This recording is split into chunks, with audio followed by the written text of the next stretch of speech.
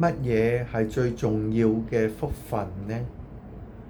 喺呢一個主耶穌差派佢嘅門徒出去傳道嘅時候，傳福音嘅時候，佢哋不但只有傳福音嘅信息，亦都跟隨佢哋係神嘅大能，譬如趕鬼啊、治病啊等等。佢哋返嚟報俾主耶穌聽，佢哋傳道連鬼都服咗佢哋，佢哋就萬分開心，萬分雀躍。但係主耶穌話唔好為鬼都服咗你哋而雀躍開心，要為因你哋嘅名喺呢一個生命冊上有永生而開心。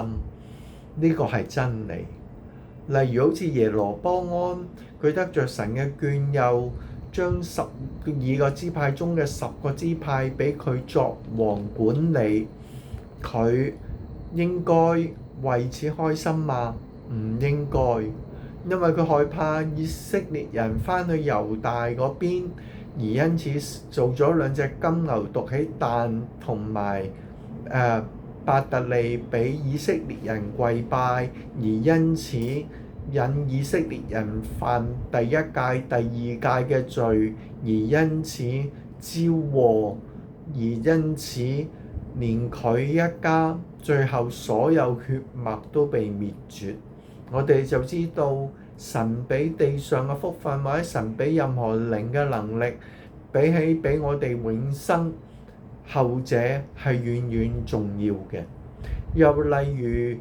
假先知巴蘭，佢亦都得着神好多嘅啟示佢唔好去巴勒嗰度咒詛以色列人，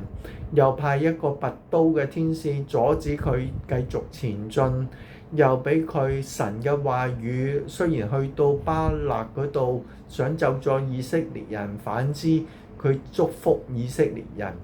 但係最後佢貪愛金錢，貪愛人嘅尊榮，而咒詛以色列，教巴勒使以色列人拜偶像、犯奸淫，而因此神唔再保護以色列，而以色列喺嗰陣時受盡各樣嘅痛苦。但係巴蘭佢咁樣傷害以色列人，亦得唔到好處，最後係死於以色列人嘅刀下。佢有神好多嘅眷，有好多嘅啟示，好多嘅管教，但係佢都執意行自己嘅死路，結果就死啦。